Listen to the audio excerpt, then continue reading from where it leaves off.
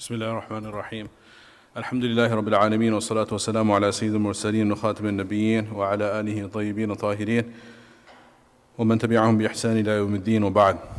فقد قال الله سبحانه وتعالى في محكم تنزيله بعد أن أعوذ بالله من الشيطان الرجيم بسم الله الرحمن الرحيم وقل ربي زدني علما. وقال تعالى في مقام آخر قل هل يستوي الذين يعلمون والذين لا يعلمون إنما يتذكر أولو الألباب. وقال النبي صلى الله تبارك وتعالى عليه وسلم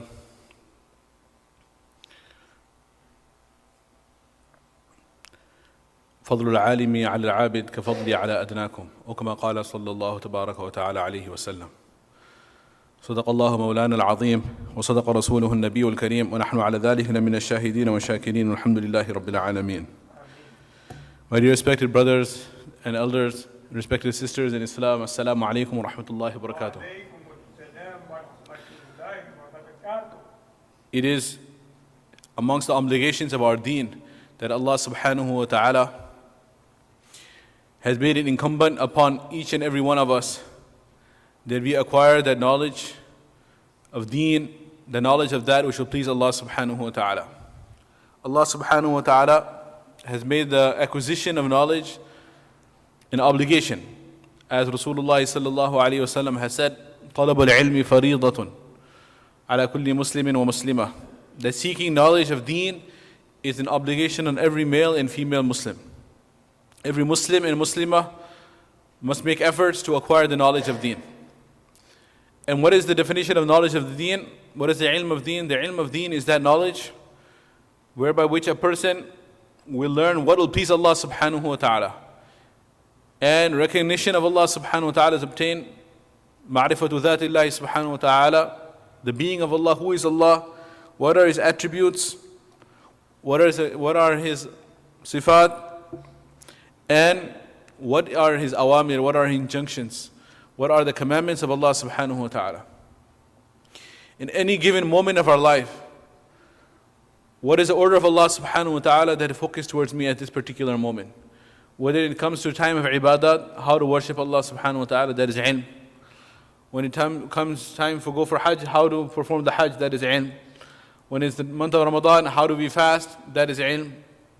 When we have to discharge our zakat, time to perform salah, how to fulfill these obligations, the knowledge regarding that is known as ilm. But it is not by any means limited to our ibadat. It includes our mu'amalat, our dealings. Such that when it is time for us to get married, what are the commandments of Allah subhanahu wa ta'ala pertaining to marriage? What are the commandments of Allah subhanahu wa ta'ala pertaining to divorce? What are the commandments of Allah subhanahu wa ta'ala pertaining to having children, having a family, earning our livelihood? Every single aspect of our life, in short. There are different commandments of Allah. There is a sunnah of Rasulullah sallallahu alaihi wasallam that is associated with all of these various facets of our life. And as a reciter of the kalima la ilaha illallah Muhammadur Rasulullah, as the one who has pledged allegiance to Allah subhanahu wa ta'ala, as a believing Muslim, each one of us, it is our incumbent duty to learn the knowledge regarding these injunctions. If you look into our lives, then we have spent so many years, and we continue to spend many years, those who are students, acquiring the knowledge of our worldly existence, just to be able to fulfill our worldly needs. This is by no means something impermissible or wrong or looked down upon in our deen. But at the same time, we have to put into proper perspective that earning our livelihood is not the primary objective of our life. But it is definitely a necessity of our life. It is also an obligation upon us to provide for our wives and children, to provide for our family members and those who are needy in the community and extended families.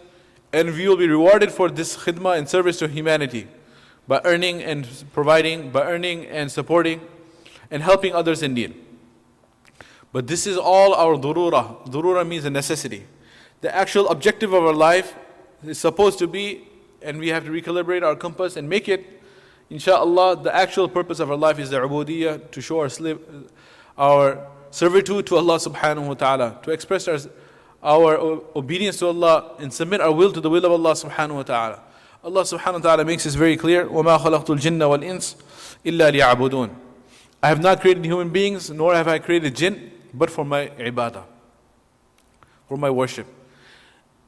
And it doesn't mean, if we feel that, does this mean that we have to always be in salah, in the masjid, our entire lives? We don't do anything else? That means we have a misconstrued and incorrect understanding of what is ibadah. Ibadah is not only limited to our salah, but all our aspects of our life, when it's done in accordance with the will of Allah, and it is done according to the sunnah of Rasulullah sallallahu alaihi wasallam, and it is done with the correct intention and niyyah, and it is done according to the adab and etiquettes, then our entire life can become ibadah. And how to lead our life in such a manner pleasing to Allah, the knowledge which is based on yaqeen, based on conviction, based on certainty, based on divine revelation, not based on experience, not based on what is being tested in the lab, could be proven today, disproven tomorrow, not based on changing science, but based on divine revelation of Allah subhanahu wa ta'ala, which right from the beginning Allah ta'ala made it clear, ذَلِكَ الْكِتَابُ لَا رَيْبَ فِيهِ. This is the book in which there can be no doubt. The knowledge which is based on such a solid foundation, which is it's eternally relevant, and it is eternally according to the need of the time. It is always up to date. It does not need to be updated. That knowledge is known as the ilm of nubuwah, the knowledge of prophethood, the ilm of the deen, the ilm of sharia. Allah subhanahu wa ta'ala says, قُلْ هَلْ يَسْتَوِي الَّذِينَ يَعْلَمُونَ وَالَّذِينَ لَا يَعْلَمُونَ. Say, can those who have the knowledge of deen and those who do not have the knowledge of deen ever be equal in the eyes of Allah? They can never be equal. So we are all been asked by Allah subhanahu wa ta'ala in the Quran to seek this knowledge, to make dua to Allah subhanahu wa ta'ala to increase us in knowledge. Allah subhanahu wa ta'ala instructs Rasulullah sallallahu alayhi wa sallam in the Quran, وَقُلْ, and say, O Nabi sallallahu alayhi wa sallam, Rabbi zidni ilma. O my Lord, increase me in knowledge. This is a dua taught to Rasulullah sallallahu alayhi wa sallam. This ilm that Allah is talking about is that ilm which creates khashiyah in the heart. It creates fear of Allah subhanahu wa ta'ala in the heart. It creates a sense of awareness of the day of judgment. It creates a sense of accountability within a person. This is the same knowledge that Allah ta'ala says, إِنَّمَا يَخْشَى اللَّهَ مِنْ عِبَادِهِ الْعُلَمَاءِ. That verily those who have the true knowledge of Allah in His genuine form, in His sincere form, not those who are just learning the words but are devoid of the spirit and meaning of those words, but those who genuinely acquire the knowledge through the proper sources, in the proper manner, and strive to acquire this knowledge. What is their condition? إِنَّمَا يَخْشَى اللَّهَ مِنْ عِبَادِهِ الْعُلَمَاءِ. They are those who truly fear Allah subhanahu wa ta'ala. They fulfill the rights of Allah subhanahu wa ta'ala. What is the status of such people? Allah subhanahu wa ta'ala says, يَرْفَعِ اللَّهُ الَّذِينَ آمَنُوا مِنْكُمْ وَالَّذِينَ أُوتُوا الْعِلْمَ دَرَجَاتٍ. Allah subhanahu wa ta'ala elevates the status of those who have knowledge on the day of judgment. Allah subhanahu wa ta'ala will elevate their status. يَرْفَعِ اللَّهُ. Allah will elevate their status. On the day of judgment, we will see the honor that Allah subhanahu wa ta'ala will bestow them. This is an honor reserved for those who carry this beautiful knowledge in their chest, and they manifest it through their actions and through their interactions with others and through their character, through their a'mal, through their akhlaq. So one is that level of knowledge which is farad on every single individual to acquire. This is known as farad al-ain. Every single individual has a personal obligation to acquire that level of knowledge. And then there is a second level of knowledge which is known as farad al-kifaya, which is obligation on certain members of each community to acquire. Just like the common example is given of salah. Salat that we perform 5 times a day, this is farad ain. Every individual has to perform his own salah. We cannot say to your son, okay, I'm tired today, can you perform the salah on my behalf? Or ask your beloved friend to perform your salah on your behalf. You have to perform your own salah. Your friend and your son will have to perform their own salah. One person's salah will not come to avail and help or benefit the other person. Everyone has to perform their individual salah. This is farad ain. And on the other hand, there's another fard, an obligation which is a communal obligation, fard al-kifaya. And this is, for example, the salatul janazah. It is not sunnah to perform salatul janazah, the funeral prayer. It is not nafal, mustahab. It is not something desirable, commendable, rewardable only, but rather it is an obligation. If no one performs the salatul janazah, and the body of the Muslim person is waiting and eventually is buried without the janazah being performed, then the entire community would be equally sinful for missing a farad obligation. Everyone will be sinful. But on the other hand, if certain individuals rise up and fulfill this task and this ibadah, this obligation, then inshallah it will be uplifted from everyone else. Those who perform the salatul janazah will receive great reward. Those who participate all the way till the grave and bury the dead body, they will receive qintar, a mountain of like Uhud of reward. But those who do not participate, however the salat janazah is performed by others, they will also not be sinful. So when it comes to knowledge of deen, at an individual level, each one of us, it is an obligation to acquire the knowledge of halal and haram, to know what is right and wrong, what is haqq and batil, to have the knowledge of our basic aqeedah and belief, to know what we need to believe in as a Muslim, and to be able to worship Allah subhanahu wa ta'ala in a manner pleasing to Allah subhanahu wa ta'ala. And whatever particular job we are involved in, whatever particular businesses we might be engaged in, then to learn the rulings pertaining to that. This is an obligation at an individual level. No one is exempted from that. It's a farad on every single Muslim. If you're getting married, then to know the rights of the husband and wife, it is an obligation upon us. And it is the lack of taking time to learn the knowledge of deen that is leading to so many problems in the ummah that we are facing. On the other hand, to dedicate oneself fully for the sacred sciences and spend years and years together to gain rusukh in depth of knowledge, to be able to understand all of the ayat of the Quran to the best human capacity and capability. What are the meanings of these ayat, and what is the references for these ayat, what is the sababun nuzul, the conditions that led to the revelation of these ayat and how they are linked to each other, and what are the beautiful meanings that can be derived from that, what are the injunctions that we can learn from the Quran, what are the pearls of the Quran, to dive into the ocean and take those pearls out and extract them and share them with the ummah. Likewise, learning the hadith of Rasulullah sallallahu alaihi wasallam, riwayatan and dirayatan, to learn about the chains of narrators and to learn the text of those hadith, what they mean, and what are the conditions that led to Rasulullah sallallahu alaihi wasallam saying different things in different occasions. And if there are apparent contradictions between the hadith, how we can resolve that, how we make tatbiq between muta'arid nusus, between apparently contradicting narrations. And to study the fiqh and the derivation of the scholars and jurists, and what are the details and their evidences from the primary sources. And if there are differences of opinion, what are the basis of those differences of opinion? And what are the answers from one group to the other group and how they respond back? And what are the ways that the different scholars have deduced those? What are the principles of jurisprudence? Likewise, moving on in tajweed, learning the different qiraat and the different modes of recitation of the Quran, learning how to divide the inheritance and all the possible scenarios that would occur when a person passes away, leaving behind different heirs. What would the different shares be, for example? Fara'id, ilm al-fara'id. All of these subjects, learning the intricacies of aqeedah and belief in the different deviant sects that have arose in different eras, and how they went wrong in their deviant beliefs, and what are the correct beliefs, and what are the evidences and proofs of those correct beliefs from the Quran and Sunnah, in ilm al-kalam. All of these subjects and more, and much more. Studying this and teaching this is fard kifaya on the ummah. This is an obligation on every community, that there must be certain individuals who dedicate themselves wholly and fully to acquire these knowledges, these sciences, master them, and then transmit it to the next generation. This is an obligation on the ummah as a whole, not on every single individual. When in the battle of Tabuk, Allah subhanahu wa ta'ala revealed the ayah of the Quran that, all those who believe, infiru khifafan wa thiqalan, whether you are heavy or light, whether you're ready or not ready, whether you're prepared or not prepared, it doesn't matter. Every condition, you must go out in this campaign. Ujahidu bi amwalikum wa anfusikum. Strive in the path of Allah with your life and your wealth. This was a command that made it an obligation on every single ummati of Rasulullah sallallahu alaihi wasallam to participate in that campaign, known as the Jayshul Usrah, the campaign of difficulty. It was a hot time. It was the heat of the summer. It was a famine. It was a drought. And finally, the fruits were ready to be harvested. The journey was very far. They had to go against the Roman Empire. The enemy was very strong. It was the supreme power of the time. And at that time, every single person, able-bodied man, his participation had been obligated by Allah subhanahu wa ta'ala.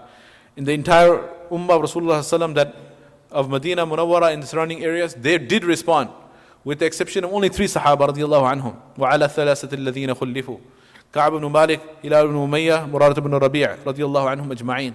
And Allah subhanahu wa ta'ala did give them some form of chastisement, and eventually Allah subhanahu wa ta'ala forgave them, revealed their forgiveness in the Quran. So at that time, it became known to the Sahaba that if there is a campaign, Every single person must participate. Every single person must go, otherwise we will be in great trouble. They saw how these three people, they were boycotted for up to 40 days, then additional 10 days, 50 days. There was a complete ban of speaking to them, interacting with them, talking to them, dealing with them. Social boycott was put in place by Allah subhanahu wa ta'ala himself, and Rasulullah sallallahu alaihi wasallam had conveyed it. So they saw this great punishment, and they were now ready anytime the call would come to participate. And no one would be left behind to study the knowledge of deen. So at this occasion, Allah subhanahu wa ta'ala clarified it and said, فَلَوْلَا نَفَرَ مِنْ كُلِّ فِرْقَةٍ مِّنْهُمْ طَائِفَةٌ لِيَتَفَقَّهُوا فِي الدِّينِ وَلِيُنذِرُوا قَوْمَهُمْ إِذَا رَجَعُوا إِلَيْهِمْ لَعَلَّهُمْ يَحْذَرُونَ. That don't take it literally moving forward. In every single campaign, everyone leaves and no one stays behind to study the knowledge of deen. Whenever people go out to spread the deen of Allah subhanahu wa ta'ala in different campaigns, different expeditions, different da'wah missions, then ta'ifatun, one group, they should remain behind. لِيَتَفَقَّهُوا فِي الدِّينِ, so that they can gain deep understanding of the deen. Fiqh is فهم الدقيق والعميق, deep understanding. لِيَتَفَقَّهُوا فِي الدِّينِ, so they can gain deep understanding of the deen. وَلِيُنذِرُوا قَوْمَهُمْ إِذَا رَجَعُوا إِلَيْهِمْ. Then when the rest of the people come back, they will be in a position to warn them, to instruct them, to teach them, to guide them. Because they have now dedicated themselves, they are full-time students of deen. So Rasulullah sallallahu alaihi wasallam, not only Rasulullah, but Allah himself in the Quran here, in this ayah we see, he mentions two groups. One is a general ummah, and one is a ta'ifatun, one special group who dedicate themselves to tafaqquh fi deen. This is deep understanding of the deen. So among the Sahabah radiallahu anhum, we see Abu Hurairah radiallahu anhu, he gives an example. This one hadith is a beautiful example, it illustrates that. He says, my muhajir brothers were busy doing business in the marketplace. Is that haram? Absolutely not. They were fulfilling the order of Allah, doing business in the correct manner in the marketplace. And my Ansar brothers, they were busy with their plantations and their orchards and taking care of the trees and harvesting the dates. So one group was busy in business, one group is busy in agriculture. And he said, I was busy in neither. I was amongst the Suffah, Ashab al-Suffah, the people who had dedicated themselves fully to acquiring the knowledge of deen. And I was sitting and memorizing hadith of Rasulullah sallallahu alaihi wasallam. So he is from the Ashab al-Suffah. And the Suffah being that madrasa of Rasulullah sallallahu alaihi wasallam, the school of Islamic sciences founded by Rasulullah sallallahu alaihi wasallam, right in the Masjid al-Nabawi. And that is why when we open the books of hadith, majority of the time we will find, or many times we will find, that it starts off by saying, عن أبي هريرة رضي الله تعالى عنه قال. It's narrated on the authority of Abu Hurairah radiallahu anhu that he says, سمعت رسول الله صلى الله عليه وسلم, I heard Rasulullah sallallahu alaihi wasallam saying such and such. Then after that, the next hadith will just say, وعنه قال. It's narrated from him, the same one, same narrator. Then after that, وعنه, the same one, same narrator. They don't have to even repeat the name. And it's narrated from him further, it's narrated from him further. Even though if you look at it, he is not from the sabiqeen al-awwaleen, not from the early predecessors. He did not accept Islam in the early Meccan era, in the middle Meccan era, late Meccan era. No, not even early Madinan era, middle Madinan era. Rather, right towards the end of the Madinan era of Rasulullah sallallahu alaihi wasallam, Madani Dawr. Right before he passed away by 2.5 years or so, that's when he accepted Islam. But because he exerted himself so much in acquiring the knowledge of deen, Allah subhanahu wa ta'ala elevated him so much, elevated his status. So this distinction is there. Not all of us can become ulama, nor is that the obligation upon us all. Ta'ifa, one group has to make tafaqquh fi deen. And this group, Allah subhanahu wa ta'ala has promised them so many rewards and has granted them so much honor, inshallah, in the dunya and the akhirah, provided they are sincere, provided they practice what they preach. Of course, that condition always is there. لا يحملن هذا العلم من كل خلف عدوله. From every generation, Rasulullah sallallahu alaihi wasallam prophesies, there will be adul, the most honorable people, most worthy people. They will acquire the knowledge from the previous generation. ينفون عنه تحريف الغالين وانتحال المبتلين. And they will remove from it the misunderstandings and misinterpretations of those who are deviant. And they will purify it and ensure that it is pure from any additives, any innovations. And they will transmit it to the next generation. Who are these people? Al-ulama warasatul anbiya. They are the heirs of the prophets. They took the legacy of the prophets. What did the prophets leave behind? وَالْأَنْبِيَاء لَمْ يُوَرِّثُوا دِينَارًا وَلَا دِرْهَمًا وَإِنَّمَا وَرَّثُوا الْعِلْمَ فَمَنْ أَخَذَهُ أَخَذَ بِحَظٍّ وَافِرٍ وَكَمَا قَالَ. That the ulama, they have left, the anbiya, the prophets, they left behind the knowledge of deen. This is the inheritance of the prophets. They did not leave behind gold or silver. There was a land of Fadak that Rasulullah had in his control. Then when Abu Bakr Siddiq radiallahu anhu became the Khalifa, Fatima radiallahu anha came. She said that this is the land of my father, Rasulullah sallallahu alaihi wasallam. What is my share from that? Then Abu Bakr Siddiq radiallahu anhu explained to her that, oh bint al-Rasul, oh daughter of Rasul sallallahu alaihi wasallam. As we know, Zainab radiallahu anha, the eldest daughter, what happened to her? She was attacked during Hijrah, and from the wound she passed away. Shaheed. Then Ruqiyya and Kulthum radiallahu ta'ala anhuma, two daughters married to Uthman ibn Affan, one after the other, they died from sickness. And Ibrahim ibn Rasul alayhi salam, he also died radiallahu anhu in childhood. And previously we had Qasim and Abdullah, Tayyib, Tahir, they all died. So the only child that was left alive when Rasulullah left this world was Fatima radiallahu anha. So she asked for her share. Then Abu Bakr Siddiq radiallahu anhu narrated this hadith to her and explained to her, Al-Anbiya lam yuwarithu dinaran wala dirhama. The Anbiya, they don't leave behind inheritance of gold and silver, land and trees and orchards. Their inheritance is the ilm. And she accepted that. She did not object to it as others who speak on her behalf later on are objecting against Abu Bakr Siddiq radiallahu anhu. But she accepted that and she went back. And then there's a word in Sahih Bukhari that is misinterpreted when it comes that lam tukallim, she did not speak to Abu Bakr Siddiq radiallahu anhu after that. Some people misinterpret that and say that she became angry and upset. She didn't talk to him ever again. Ever again lasts 6 months long. Only 6 months afterwards she passed away herself. Radiallahu ta'ala anha. And this was prophesied by Rasulullah sallallahu alaihi wasallam. One day he was sitting with all his wives and Fatima radiallahu anha came. He called her close, said something in her ear, she started crying. Then to console her, he said something else in her ear, she started laughing. Later on, Aisha Siddiqa radiallahu anha asked her that, I know that there was a secret Rasulullah sallallahu alaihi wasallam shared with you, but as your mother or stepmother, I am asking you with my right, please tell me what did he tell you. So then she admitted afterwards, after Rasulullah sallallahu alaihi wasallam left this world, that Rasulullah sallallahu alaihi wasallam told me that my time is very near, I will be leaving soon. So I burst out crying. My mother Khadija radiallahu anha had passed away, my sisters had passed away, my brothers passed away, and now my father is going to leave me behind. So that is why I was very sad and burst out crying. Then he told me that from my entire family, you will be the first one to join me. So then I became happy. Or he said in the narration, أَتَرْضَى أَن تَكُونَ سَيِّدَةَ نِسَاءِ أَهْلِ الْجَنَّةِ. O Fatima, are you pleased that you will be the queen of the women of Jannah and you will join me fast? So then she only lived 6 months. So, and she wasn't on regularly talking basis with Abu Bakr to begin with, always talking with him. She was not going to be chatting with him. He was a Khalifa of Muslims. She was married to Ali radiallahu anhu. They were not cousins or brothers. But besides that, the meaning of the hadith is she did not object. She did not appeal his decision. She didn't go back and argue with him. That is what the hadith is saying. But the enemies of the Khulafa and the enemies of Abu Bakr and Umar radiallahu anhuma, they say, oh look, he took away her right, and that is why she was upset and she never even spoke to him after that. Like she took a vow, she vowed that I'm never going to speak to this man because he took away my right. Na'udhu billah. That is a misinterpretation of the words of hadith of Rasulullah, words of hadith that took place between Fatima radiallahu anha and Abu Bakr Siddiq radiallahu ta'ala anhum ajma'in. In any case, the inheritance of the Anbiya is knowledge. So now is the time for us to ponder over ourselves. Are we among those who are going for the Fard Kifaya level, or are we among those who are going for the Fard Ain level? There's only two options. There's no third option.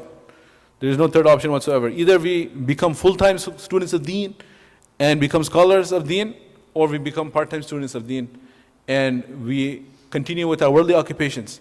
But we have no choice not to learn the ilm of Deen.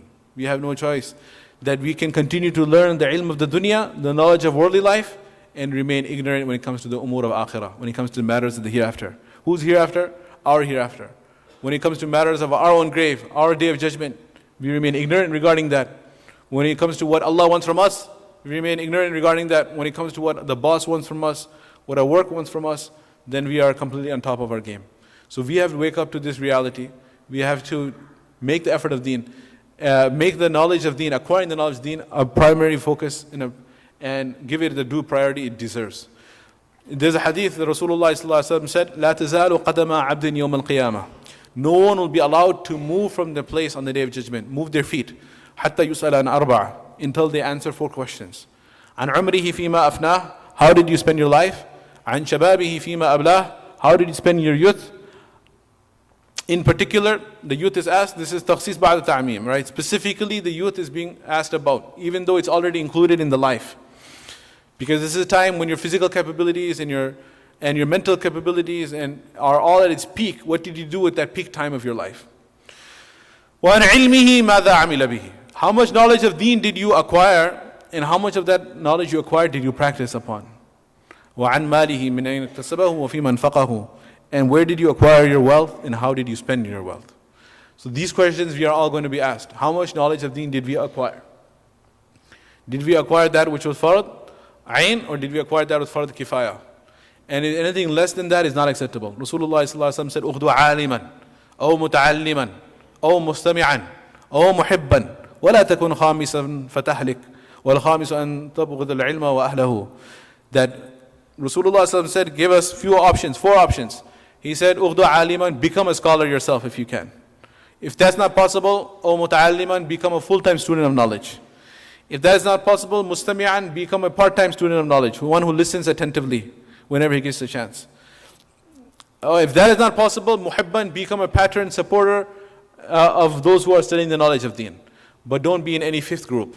And the 5th group is that you despise and have hatred for the students of knowledge and the possessors of knowledge. That should be not the category we fall into. Rather, we have the option of falling into the previous categories. May Allah subhanahu wa ta'ala make us among those who acquire the knowledge of deen, such knowledge that will be able to put into practice and implement in our lives, transmit it to others, inshaAllah, fulfill its rights and obligations. So it'd be a hujjah for us, hujjatan lana la alayna, a proof and evidence in our favor, not against us on the day of judgment. May Allah subhanahu wa ta'ala awaken us to this reality and allow us to benefit from all the opportunities we have. People who are living in far off states, in places where there are very few Muslims, they do not have the opportunities that we have.